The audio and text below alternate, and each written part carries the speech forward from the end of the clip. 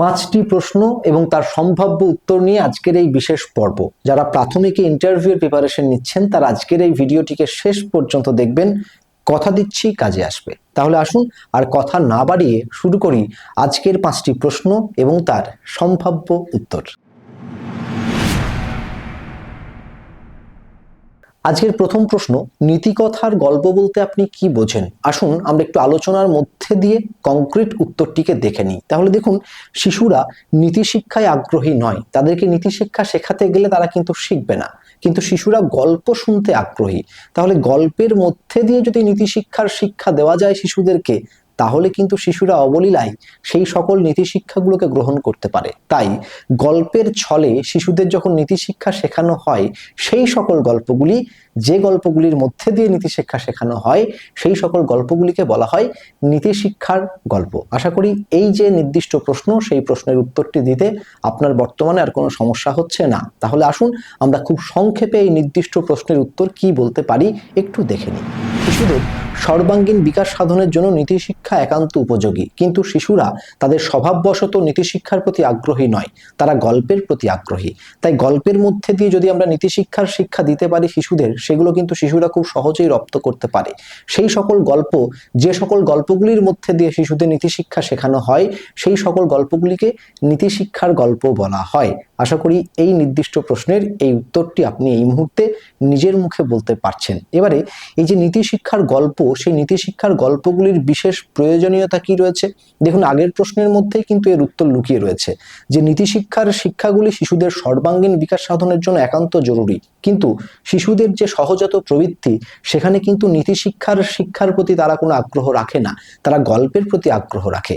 তাই যদি গল্পের মধ্যে দিয়ে নীতি শিক্ষা শেখানো যায়, তাহলে নীতি শিক্ষা তারা শিখতে পারে। তাই নীতি শিক্ষামূলক গল্পের মধ্যে দিয়ে এই কাজটা সম্পাদন করা যায়। এই ক্ষেত্রে কিন্তু নীতি শিক্ষার গল্পগুলির বিশেষ ভূমিকা থাকে শিশু পাঠ্য হিসেবে বা শিশুদেরকে নীতি শিক্ষার গল্প শেখানোর প্রসঙ্গে। আশা করি নীতি শিক্ষার গল্পের বিশেষ প্রয়োজনীয়তা কি, এই নির্দিষ্ট প্রশ্নের উত্তর আপনি দিতে পারবেন।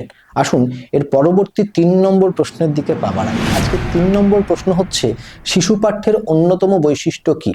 তাহলে শিশু পাঠ্যের অনেক বৈশিষ্ট্য রয়েছে, সেই অনেক বৈশিষ্ট্যের দিকে আমি যাচ্ছি না, যে কোনো একটি বৈশিষ্ট্য আমাকে বলতে বলা হয়েছে। আসুন সেই একটি বৈশিষ্ট্য আমরা দেখে নিই।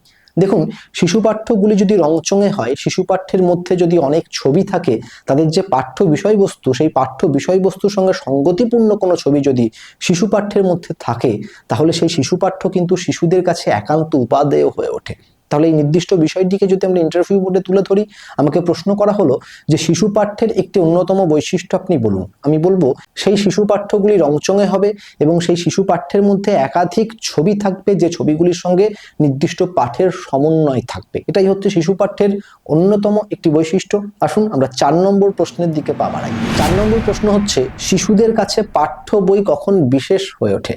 এই প্রশ্নটিকে ভালো করে বুঝতে হবে যে পাঠ্য বই এবং শিশু, এই দুটির মধ্যে কখন একটি সম্পর্ক স্থাপিত হয়। তাহলে পাঠ্য বইয়ের যে বিষয়বস্তু, সেই বিষয়বস্তুর প্রতি যখন শিশুর আগ্রহ জন্ম নেবে বা পাঠ্য বইয়ের বিষয়বস্তুর প্রতি যখন শিশুর আগ্রহ দেখা দেবে, তখন সেটা বিশেষ হয়ে উঠবে। এখন যে কোনো পাঠ্যপুস্তকের প্রতি তো শিশুর আগ্রহ জন্মাতে পারে না, তাহলে সেই সকল বইগুলির কথা বলতে হবে এবং সেই বইগুলির মধ্যে যে বিশেষ বৈশিষ্ট্য আছে সেইগুলিকে বলতে হবে, যেগুলির মধ্যে দিয়ে একটি শিশু পাঠ্যের প্রতি আগ্রহ জন্মায়। তাহলে শিশুরা তার দৈনন্দিন জীবনে, তার চারপাশে, তার প্রকৃতিতে, তার পরিবেশে যে সকল বিষয়বস্তুগুলো দেখছে, সেই সকল বিষয়বস্তুগুলো যদি শিশু পাঠ্যের মধ্যে স্থান পায়, তাহলেই কিন্তু শিশু পাঠ্যটি শিশুর কাছে বিশেষ হয়ে উঠবে। আশা করি আপনাকে নির্দিষ্ট বিষয়টি বোঝাতে পারলাম। তাহলে একটা শিশু তার দৈনন্দিন জীবনে, তার সমাজে, তার পরিবেশে, তার প্রকৃতিতে যা কিছু দেখতে পাচ্ছে, সেই দেখা বিষয়বস্তুগুলো যদি শিশু পাঠ্যের মধ্যে স্থান দেওয়া হয়, তাহলে শিশুরা ভাববে সে তার চারপাশে যা কিছু দেখে সেই বিষয়বস্তু এবং পাঠ্য বইয়ের বিষয়বস্তুর মধ্যে কোনো পার্থক্য নেই। তাহলে পাঠ্য বই পড়তে গিয়ে তার মনের মধ্যে কোনো ভীতি জন্মাবে না এবং এই বৈশিষ্ট্যর মধ্যে দিয়েই কিন্তু একটি শিশু পাঠ্য শিশুর কাছে আকর্ষণীয় হয়ে উঠবে। আশা করি এই নির্দিষ্ট প্রশ্নের উত্তর আপনি খুব সুন্দর করে সাজিয়ে গুছিয়ে বলতে পারবেন। আসুন পরবর্তী যে প্রশ্ন, সেই পরবর্তী প্রশ্নের দিকে পা রাখি। পরবর্তী প্রশ্ন, বঞ্চিত শিশু বলতে আপনি কি বোঝেন? শিশু এবং শিক্ষা, এই মধ্যেকার যে সম্পর্ক, সেখানে আমরা কিন্তু ড্রপ আউট স্কুল ছুটের নাম শুনেছি, সেখানে কিন্তু অপচয়ের নাম শুনেছি, অনুন্নয়নের নাম শুনেছি, কিন্তু এগুলোর থেকে বঞ্চিত শিশুর ধারা কিন্তু একটু আলাদা। অপচয় এবং অনুন্নয়ন মানে ছিল যারা নির্দিষ্ট সময়ের আগে বিদ্যালয় পরিত্যাগ করে চলে যাচ্ছিল, বা যারা নির্দিষ্ট একটি ক্লাসে আটকে থাকছিল, পাশ করতে পারছিল না, ফেল করে একটা ক্লাসে দীর্ঘদিন আটকে থাকছিল, সেগুলোই ছিল অপচয় অনুন্নয়নের উদাহরণ। কিন্তু এখানে বলা হয় যে বঞ্চিত শিশু। বঞ্চিত শিশু সেটাই যারা শিক্ষা একটি শিশুর মৌলিক অধিকার, সেই মৌলিক অধিকার থেকে বঞ্চিত হচ্ছে। হ্যাঁ, এমন অনেক শিশু রয়েছে যারা কিন্তু এই মৌলিক অধিকার থেকে বঞ্চিত হচ্ছে এখনো দাঁড়িয়ে। অর্থাৎ সেই নির্দিষ্ট শিশুর যে পিতা মাতা বা সেই নির্দিষ্ট অঞ্চলের মানুষ, তারা কিন্তু শিক্ষা সম্বন্ধে সচেতন নয়, কাজেই তারা তাদের শিশুটিকে বিদ্যালয়ের যে আঙিনা সেখানে পৌঁছে দিচ্ছে না, তাই শিক্ষার আলো থেকে সেই শিশুটি বঞ্চিত হচ্ছে। অথচ বর্তমানে ভারতবর্ষে কিন্তু শিক্ষা একটি শিশুর মৌলিক অধিকার, সে এটা যে কোনো মূল্যে পাওয়ার দাবি রাখে। এরপরেও আমাদের সামাজিক অবস্থা বিশেষ বিশেষ জায়গায় এমন যে সেই অঞ্চলের মানুষেরা এই শিক্ষার গুরুত্বকে উপলব্ধি করতে না পেরে তাদের শিশুকে শিক্ষার আঙিনায় পৌঁছে দেয় না, ফলে সেই শিশুটি শিক্ষা থেকে বঞ্চিতই থেকে যায়। এই সকল শিশুগুলিকে বঞ্চিত শিশু বলা হয়। তাহলে এই নির্দিষ্ট প্রশ্নের উত্তর আমরা কি বলতে পারি?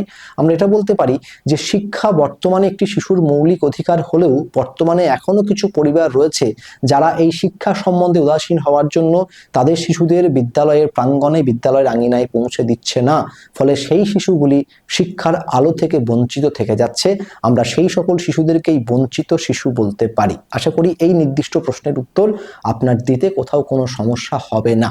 দেখুন, আমি যেমন করে এই প্রশ্নগুলির উত্তর দিচ্ছি, ঠিক আপনিও তেমন করে উত্তর দেওয়ার চেষ্টা করুন। এবারে একটা প্রশ্ন আমি যদি 5 বার উত্তর দিই, 5 বার কিন্তু 5 রকম বলবো। যদি মুখস্থ করে আসতাম তাহলে 5 বার একই প্রশ্নের উত্তর বলতাম। যেহেতু মুখস্থ করে আসিনি, তাই 5 বার 5 রকম বলছি, কিন্তু 5টা উত্তরই মোটামুটি ঠিক হচ্ছে। আপনার বাড়িতে প্র্যাকটিসটাও কিন্তু সেই রকম হবে। যত বেশি নোট মুখস্থ করে সেখানে যাবেন, তত বেশি ভুলে যাবেন, তত বলতে পারবেন না। এর থেকে ভালো বিষয়বস্তুগুলোকে আত্মস্থ করে নিন এবং আত্মস্থ করে নিজের মুখে সেগুলো বলার অভ্যাস করুন। ইন্টারভিউ বোর্ডে আপনি সাকসেস হবেনই হবেন, সেটা আমি কথা দিয়ে যাচ্ছি। আসুন আমরা পরবর্তী যে প্রশ্ন, পরবর্তী প্রশ্নের দিকে পাবা। আজকের পরবর্তী প্রশ্ন হচ্ছে, বঞ্চিত শিশুর ক্ষেত্রে আপনার কর্তব্য কি? দেখুন, আপনার পাড়ায়, আপনার লোকালয়ে, আপনার বিদ্যালয়ে আশেপাশে একটি বঞ্চিত শিশু রয়েছে, আপনি খবর পেয়েছেন। তাহলে সেখানে আপনার কর্তব্য কি?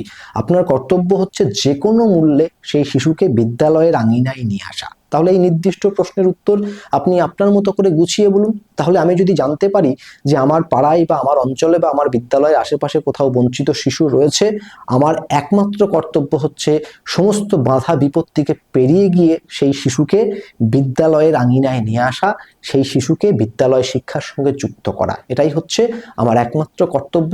আমি এই কর্তব্য যে কোনো মূল্যে পালন করব। আমি সবার আগে চেষ্টা করব সেই শিশুকে স্বাভাবিক, সাধারণভাবে বিদ্যালয়ে আনতে। সেখানে যদি তার পরিবার বা তার সমাজের কেউ বাধা হয়ে দাঁড়ায়, আমি সেই বাধাকে অতিক্রম করে সেই শিশুকে বিদ্যালয়ের আঙিনায় নিয়ে আসবো। ব্যাস, এটাই হচ্ছে উত্তর। তাহলে আজকের যে প্রশ্নগুলি, সেই প্রশ্নের উত্তর কেমন লাগলো সেটা অবশ্যই লাইক দিয়ে জানাবেন।